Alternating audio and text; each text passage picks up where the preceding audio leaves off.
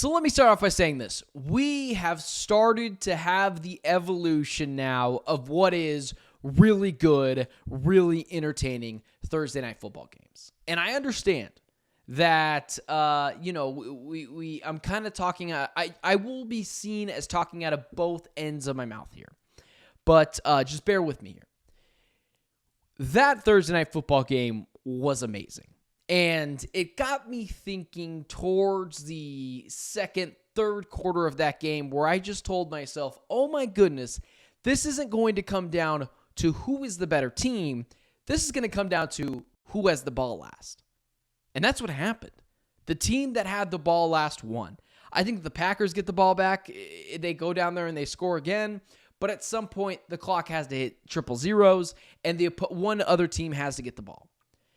And I said just last week, literally a week ago this time, I had said the Green Bay Packers were my preseason pick to go to the Super Bowl. And that was not wavering. I still believe that would be the case for the Green Bay Packers this season. And I'm not wavering on that now. But let me just say this. This is not an indictment on the Detroit Lions. I think they're an amazing team.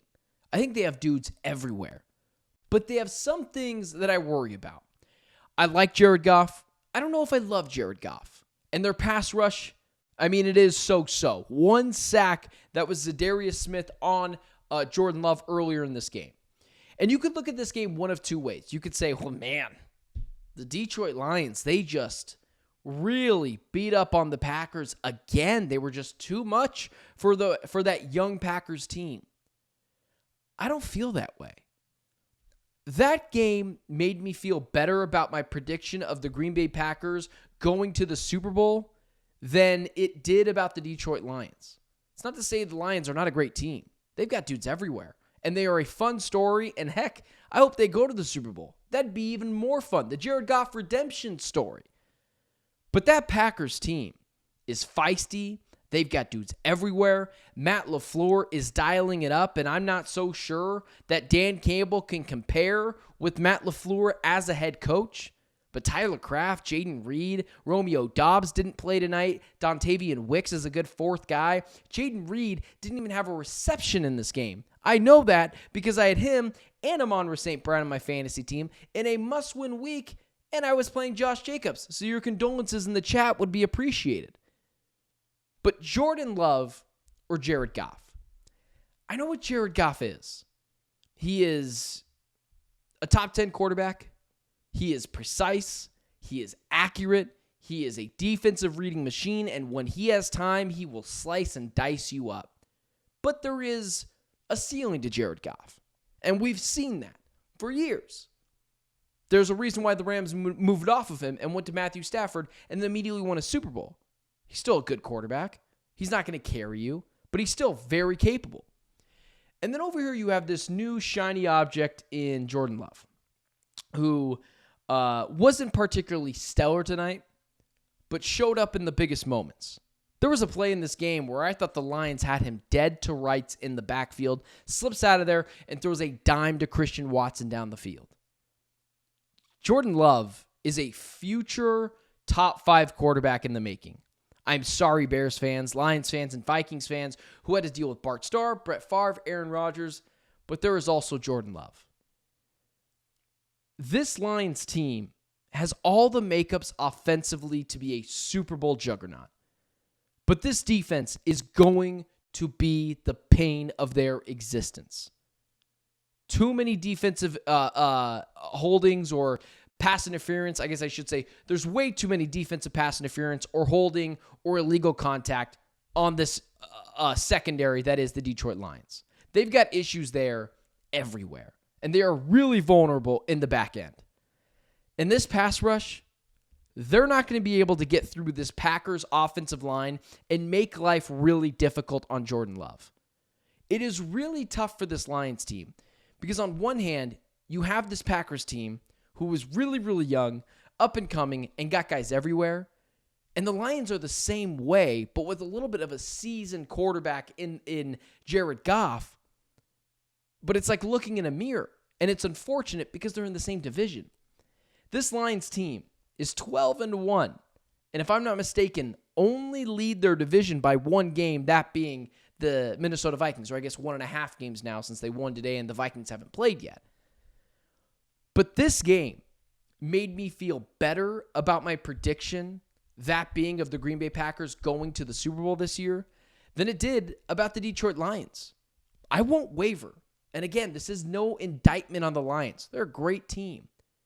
But I just cannot quit this Green Bay Packers team. And what is more difficult than beating a team once? Beating a team twice. And what's nearly impossible? Beating a team 3 times in the same season. These two teams are going to meet in the NFC Championship game, and I will still take the Packers to get over the hump and beat this team. I mean, guys, let's be honest. Are you going to pick against the Packers and the organizational leadership, top to bottom, and all this young talent on the offense and the defensive side of the ball? Or are you going to pick the Detroit Lions, who are still yet to show us in the biggest spots in the playoffs they can be trusted? They were up 24-6 last year in the conference championship game. They should have been in the Super Bowl. But a ball bounces off their helmets. They get stopped on a 4th down, and they are just not trustworthy yet. They're a good team. No shade against them. But if these two teams play once again, saw the Lions beat up on them the first time. Jordan Love wasn't particularly great. We saw them play again. That game came down to basically who had the ball last. If these two teams play a third time, and I believe they will in the conference title game, I would take the Green Bay Packers. I would take the defense, which is much better than the Lions' defense.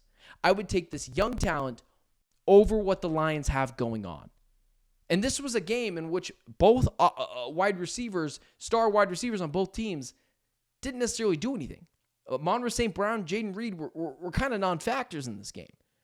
But if you're just asking me to pick between the Lions and pick between the Packers, I have hundreds of years worth of history or decades worth of history that says you just need to pick the Packers. And not only that, in a big spot, who am I going to trust? Jared Goff or Jordan Love? I'm just going to take Jordan Love, but I'm not going to fault anyone that takes Jared Goff. But ultimately, if these two teams played again, I'm going to take the Packers. I'm not going to waver on that. And if I'm wrong, I'll be wrong. And I'll be damned there. And I won't go after the Lions because they're a great team. I don't think they're fraudulent. I think saying any of that would be malpractice at my position. But I just can't quit this Green Bay Packers team. Just can't quit this Green Bay Packers team. And I just can't get my arms around Jared Goff. And I understand there are some people that can, and I understand there are some people in my position that can't. It is a really, really hard thing to wrap your arms around. But that's what this game came down to. This game just came down to who had the ball last, both really good offenses, and the Lions just got the ball last and were able to beat the Green Bay Packers at home. That's what you would kind of expect. But if these teams played a third time, and I believe they will in the conference title game, I would just have to take the Packers. And a lot of that has to do with I'm just going to take Jordan Love and the ceiling that I believe hasn't been found yet. And then Jared Goff, who we know what he is. And in big spots, we're not so sure he can be trusted. Along with the head coaching of Matt LaFleur, I think at times the Dan Campbell way of coaching can get you in some trouble. It didn't tonight, but last year in the NFC Conference Championship game, it did.